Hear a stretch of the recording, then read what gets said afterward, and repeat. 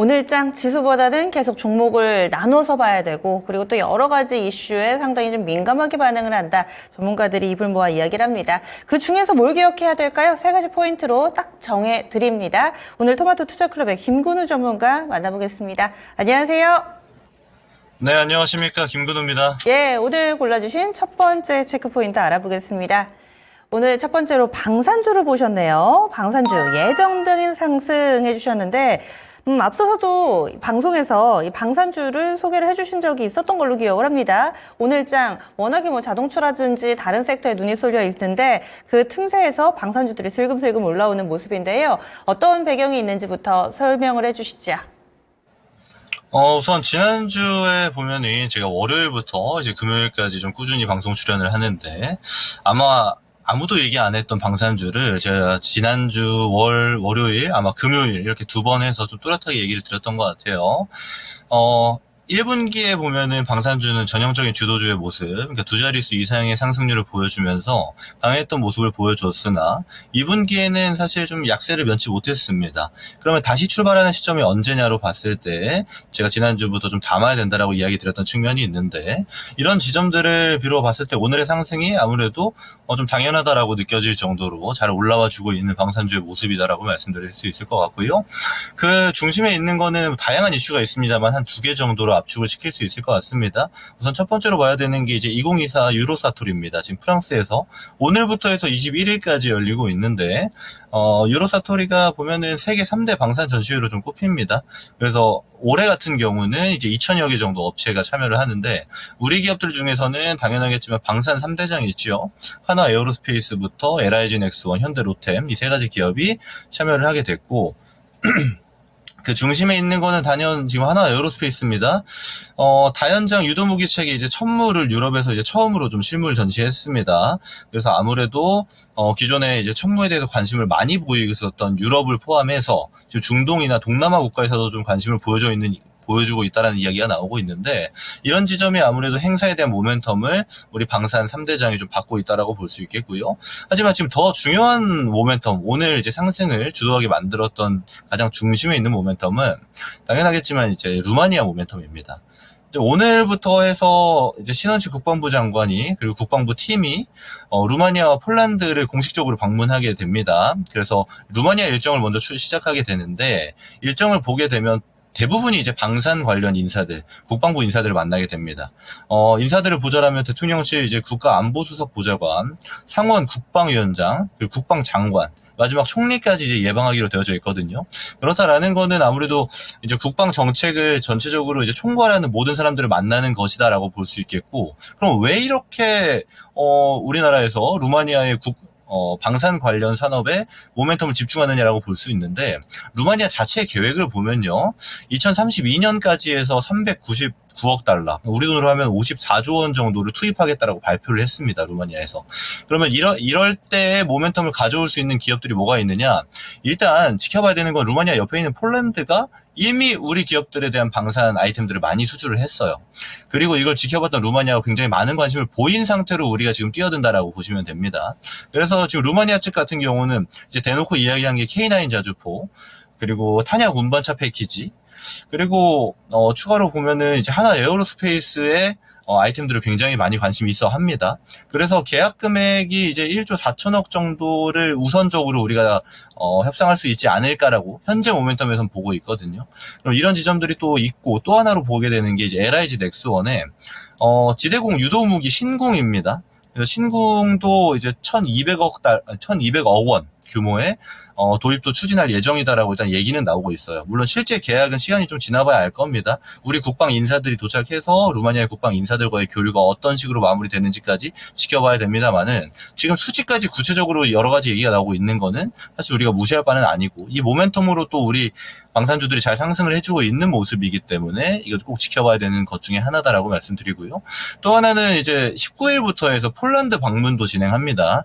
지금 2차 계약, 그러니까 추가 계약에 대한 이야기도 계속 나오고 있는데 그럼 실제 언제 할 거냐에 대한 게 화두였거든요. 근데 그 지점을 지금 우리 국방부 인사들이 폴란드에도 방문을 해서 진행할 계획이다라고 좀 보고 있기 때문에 아무래도 동유럽발 수주에 대한 관심도 굉장히 높고 실제로 체결될 가능성도 굉장히 높은 계약들이 포진되어져 있다라는 점이 지금 상태에서의 방산주의 주요 모멘텀이다라고 말씀드릴 수 있을 것 같아요.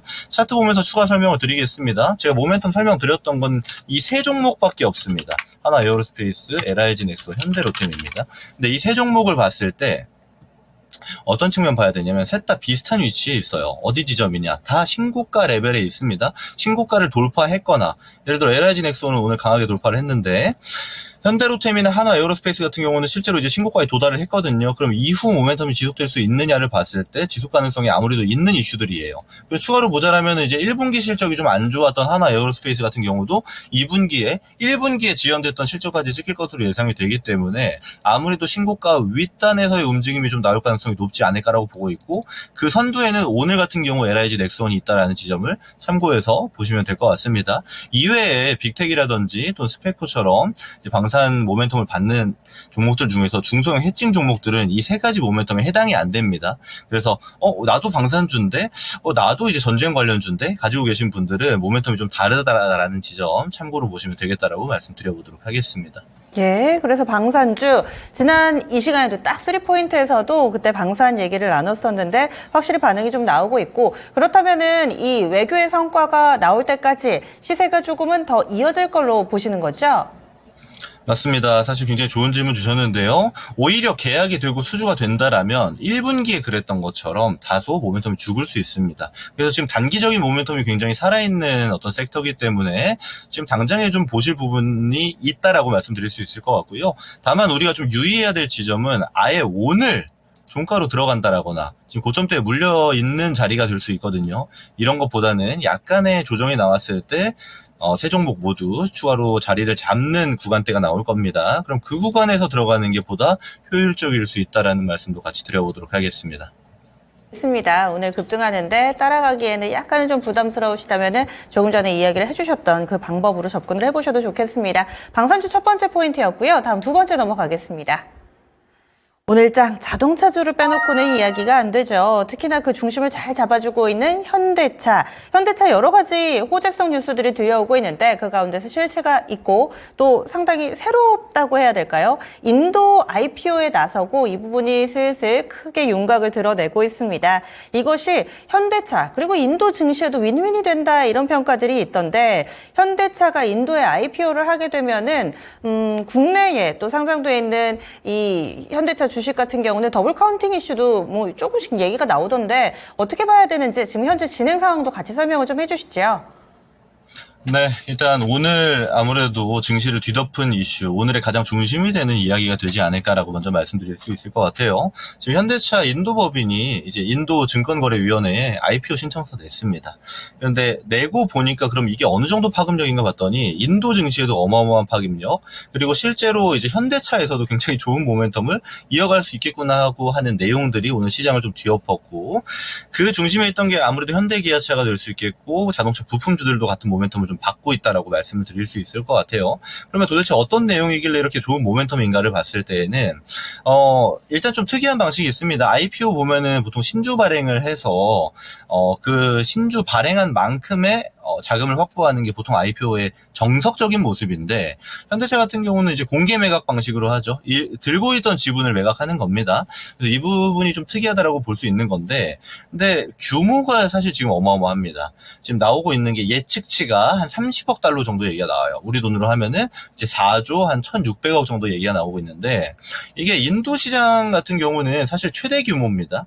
원래 그 전에 이제 가장 큰 IPO가 이제 인도의 생명보험공사거든요. 이제 국영기업이기 때문에 뭐 좀 더 특이점이 있긴 합니다만은 25억 달러였습니다. 그러니까 5억 달러가 더 추가로 될 만큼 굉장히 큰 이슈다라고 말씀드릴 수 있을 것 같은데 그러면 현대차의 인도 법인이 어느 정도 캐파를 가지고 있길래 이런 좋은 모멘텀을 받으면서 IPO를 할 수 있는가에 대한 의문점이 발생할 텐데 일단 현대차는 1, 2공장 2개 정도 인도에서 가동을 하고 있고 작년에 보면은 이제 제너럴 모터스 공장도 인수를 해서 이제 총 3개의 공장을 운영을 하고 있습니다.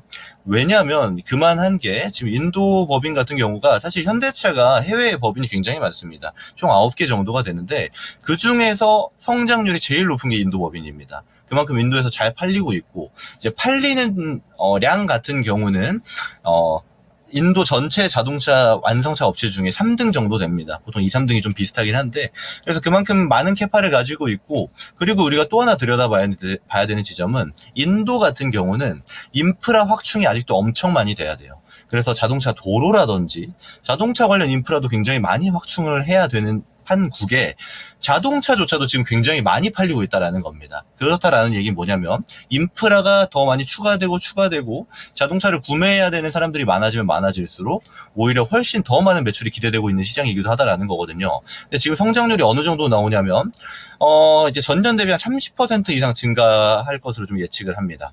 그래서 순이익 금액을 보면 한 9,200억 정도를 잡을 수 있을 것 같거든요. 근데 이게 사실 어마어마한 성장입니다. 완성차 입장에서는. 그래서 그만큼 인도 시장이 현대차 입장에서도 또 수많은 완성차 업체들 입장에서도 굉장히 중요한 시장이고 거기서 현대차가 많이 선점을 하고 있다. 근데 그 지점에서 IPO까지 진행을 하고 있기 때문에 굉장히 좋은 모멘텀 기대하고 있고 실제로 인도 법인뿐 아니고 이제 실제 현대차에서도 이 모멘텀이 쭉 이어질 가능성을 굉장히 높게 점치고 있습니다. 그래서 지금 목표가 상향도 계속 많이 나오고 있고 30만 원대 목표가 상향을 리포트를 낸 증권사들도 굉장히 많거든요. 그럼 지금 지점에서 현대차를 오늘 신고가에서 따라 들어가는 것보다는 좀 조정 나오고 나서 충분히 볼만하다라고 말씀드릴 수 있을 것 같고요. 또 현대차나 기아처럼 규모가 있는 기업들은 아무래도 변동성이 좀 적다 보니까 트레이딩 뷰로 보실 분들은 오히려 중소형 종목들 볼 수 있거든요. 그 지점들 같이 한번 설명을 좀 드려보도록 하겠습니다. 차트 보면서 이야기 드릴 텐데요. 우선 대장으로 움직이는 건 당연하겠지만 현대차랑 기아입니다. 특히 현대차 같은 경우 신고가를 오늘 돌파를 했지만 기아도 신고가 주변에서 지금 가격 형성이 되어져 있고요. 이 모멘텀을 따라가는 것 중에 대표적인 게 지금 화승 RNA입니다. 오늘 상한가에 들어가기도 했고 그리고 추가로 봐야 되는 게 저 PBR주로도 유명했던 화신이나 서현 이와 같은 종목들이 있죠. 과거에 올해 초에 보면은 한 번씩 상승을 만들어줬던 종목들입니다. 이때 받았던 모멘텀과 지금은 좀 차이가 있다라는 지점 좀 봐야 될 필요가 있어요. 올해 초에 있었던 거는 저 PBR 관련주들이 기업 밸류 프로그램 통해서 주가 상승을 견인할 것이다라는 예측치가 많았었는데 중요한 거는 실적이 잘 나오고 중요 모멘텀, 시장 중심주를 받고 있던 현대기아차 같은 경우는 상승분을 어느 정도 지켜주는 모멘텀을 보여줬습니다만은 중소형주 단에서는 상승했다가 그대로 다 반납하는 모습을 보여줬거든요. 그렇다면 지금 지점에서의 상승이 오히려 이 변동폭을 활용하는 트레이딩에서는 중소형주 단에서는 굉장히 좋은 자리가 될 수 있다라는 지점 우리가 알 필요가 있는 거고 그러면 좀 끌고 가는 매매를 보실 분들 같은 경우는 모멘텀이 지속될 가능성이 있잖아요. 지금 좋은 이야기가. 그랬을 때 스윙 자리가 좀 나올 수 있습니다. 약간의 조정이 나오고 나서 현대기아차 둘 다 유효하다라고 말씀도 같이 드려보도록 하겠습니다. 네, 워낙에 좀 굵직한 사안이니까 몇 가지 좀 질문을 더 드릴게요. 보통 국내에서도 대규모 IPO를 하면은 이 자금을 어디에 쓸까 이 부분도 상당히 좀 중요하고 그에 따른 또 낙수 효과를 보는 종목군들이 생겨나기 마련인데 현대차 대규모의 자금이 들어오게 될 텐데요. 이것으로 인해서 수혜를 볼 만한 그런 종목군들은 없을까요? 사실 당연하겠지만 자동차 부품주들입니다. 제가 지금 예시로 들었던 게 이제 화승 RNA라든지 화신이나 서현이와 마찬가지고요. 사실 더 얘기를 드리면은 종목단이 너무 많아져서 제가 좀 압축을 시켰었는데 자동차 부품주들 같은 경우는 대체적으로 현대차에 납품을 하고 대체적으로 기아차에 납품을 합니다.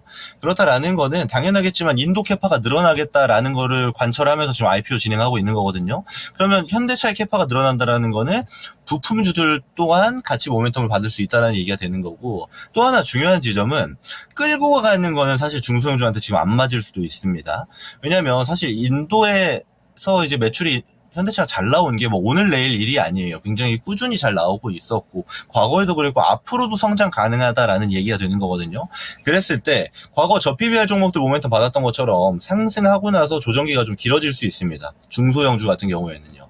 그래서 수혜주를 꼽을 수 있는 것이야 뭐 당연하겠습니다만은 이걸 모멘텀을 너무 많이 끌고 가서 오히려 수익을 반납하는 경우가 나올 수 있기 때문에 이 지점만 좀 유의해서 보면은 오히려 보다 효율적인 매매를 진행할 수 있겠다라는 것도 말씀드릴 수 있을 것 같습니다. 알겠습니다. 그럼 마지막 포인트 넘어가겠습니다. 이번에는 조금은 쉬고 있는 종목군들 IT 가운데서도 애플 관련주들이 지난주에 WWDC 종료되고 사실 전후로 해서 급락이 나왔다가 급등이 나왔다가 변동성 커졌는데요. 이번 주 들어선 좀 잠잠합니다. 지금 현재 움직임은 어떤지 앞으로 애플 관련된 종목군들 대응 전략 어떻게 세울까요?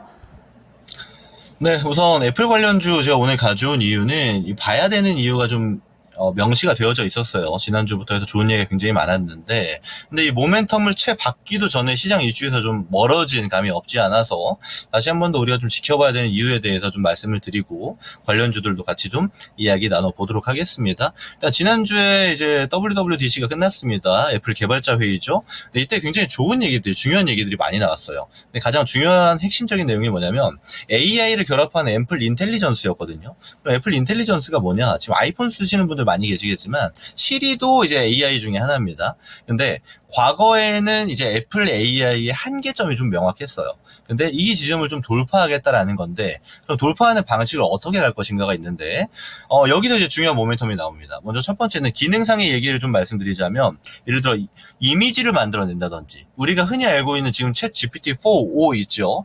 GPT에서도 지금 앞으로 구현하려고 노력하고 있는 게 우리가 어떤 질문을 했을 때 영상이라든지 이미지를 만들어낼 수 있는 능력이거든요. 근데 이 부분을 도입하겠다라는 겁니다. 어떤 방식으로 해서 챗 GPT와 협업을 해서 아예 아이폰에 이 기능을 도입하겠다라는 거거든요. 이 지점이 첫 번째로 좀 중요한 얘기가 되는 거고, 왜 중요한가를 봤을 때에는 오픈 AI 클라우드도 쓰겠다라는 겁니다. 그래서 애플이 그러면 자체 클라우드를 쓰기도 하지만 우리 캐파가 넘어선 부분 같은 경우는 아예 챗 GPT가 가지고 있는 기능도 끌어다 쓸 수 있게끔. 그래서 아이폰을 이용하고 있는 유저 입장에서는 당연히 좋은 소식이 될 수 있는 이런 이야기가 나온 거거든요. 근데 중요한 거는 이게 시장에서는 또 좋게 받아들이는 부분이 있고 안 좋게 받아들이는 부분이 있어서 지난주에 급등락을 좀 반복했었는데, 사실상 지금까지의 상태를 보면 상승분을 좀 지속하고 있다라고 볼 수도 있을 것 같습니다. 그럼 이 상태에서 중요한 내용이 또 뭐가 있냐면, 그럼 이렇게 이야기할 수가 있어요. 애플이 좋은 게 아니고 그러면 챗GPT가 좋은 거니까 오픈 AI가 좋은 거 아니냐? 물론 맞습니다. 근데 이 두 번째 얘기 들으셔야 되는데,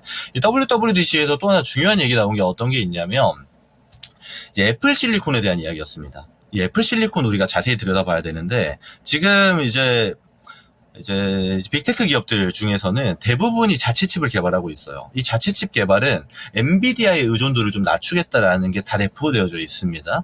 그럼 이 자체 칩을 개발해서 실제로 자기의 비즈니스 모델에 호환되게끔 제품을 내놓은 기업은 많지 않습니다. 근데 애플이 지금 첫 번째로 선보이려고 하고 있거든요. 그러니까 애플 자체 AI 반도체입니다.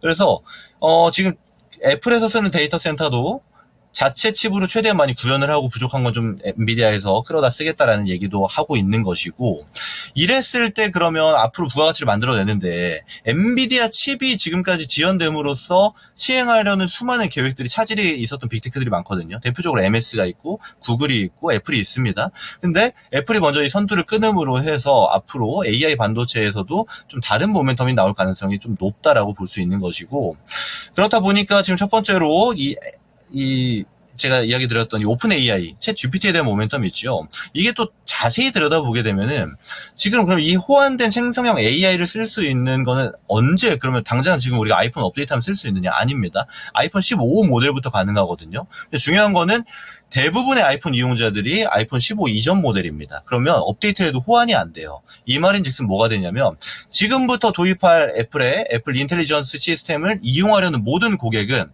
최신화된 아이폰으로의 변경을 진행해야 됩니다. 그러면 당장에 지금 애플이 모멘텀을 좀 잃었던 측면이 어떤 것이었냐 하면은 판매량 부진이었어요. 특히 중국에서 발생했던 판매량 부진이거든요.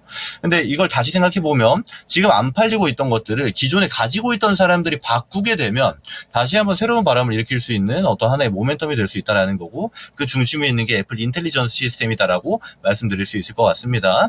그러면 이 부분에서 우리가 같이 봐야 되는 게 당연하겠지만 애플이랑 이제 같이 가는 애들이 있어요. 우리 이제 국내 기업으로 보면은 당연하겠지만 LG 이노텍이 우선 애플이 올라가면 같이 올라가고 애플 내려가면 같이 내려가잖아요. 이런 지점이 있고, 또 하나 보면 BH 같은 종목이 있습니다. 그리고 ITM 반도체, 이 정도의 세 가지 종목 예시로 드릴 수 있을 것 같은데, 중요한 건 이 세 개의 종목이 모두 보면은 단기 박스 구간을 다 돌파하고 나서 이 상단에서 움직입니다. LG 이노텍 마찬가지고요. BH 마찬가지고요. ITM 반도체 마찬가지입니다. 다만 ITM 반도체 같은 경우는 시총이 좀 작습니다. 그래서 변동성이 좀 많이 크기 때문에 이 점을 좀 유의해야 될 것 같고, 오히려 끌고 가려고 본다라면은 LG 이노텍이나 BH 쪽이 좀 더 모멘텀이 지속될 가능성이 높다라고 말씀드릴 수 있을 것 같습니다. 그러면은요, 오늘 관심주 있으세요? 네, 오늘 추천주 있습니다. 네. 추천주 어떤 종목인지 가격 전략까지 같이 알려주세요. 네, 추천주 바로 말씀드려 볼 텐데, 마지막 단락에 말씀드렸던 이 애플 관련주 중에서 LG 이노텍입니다. 제가 이 LG 이노텍 가져온 이유는 지금 애플의 실적 개선이 굉장히 기대되고 있는 상황인데, 이 실적 개선에서 가장 중요점이 사실 우리나라에서는 LG 이노텍밖에 없습니다. 왜냐하면 아이폰에 들어가는 카메라의 90%는 지금 LG 이노텍이 씁니다. 카메라 모듈의 90% LG 이노텍 제품을 쓰고 있고, 그러다 보니까 LG 이노텍의 매출의 80%가 애플향이에요. 그러면 지금 애플이 지금까지 많이 쉬고 있다가 막 상승을 출발했고, 상승 이후의 조정을 저는 항상 매수해야 되는 지점이다라고 말씀드리는데, 상승 이후의 조정 기간을 가져가고 있습니다. 그럼 이랬을 때 LG 이노텍도 상승 이후에 조정 기간을 가지고 있는데, 다시 한번 상승 모멘텀 지속할 가능성이 매우 높다라고 말씀드릴 수 있을 것 같고요. 제가 아까 설명드렸던 단기 박스 구간이죠. 이 단기 박스 구간에 대한 상승이 상당히 유의미한 구간에서 발생했다라고 저는 보고 있기 때문에 기술적으로도 좀 중요한 자리에 현재 머물러 있다라고 말씀드릴 수 있을 것 같습니다. 바로 가격 전략 제시해 드릴 건데요. 1차 목표가는 29만 원 제시해 드리고요. 손절가는 22만 원 말씀드려 보도록 하겠습니다. 좋습니다. LG노텍 흐름 다음 주에 한번 좀 짚어보도록 할게요. 오늘 자세한 말씀 고맙습니다. 네, 고맙습니다. 예, 지금까지 3포인트 함께 했습니다. 김근우 전문가였습니다.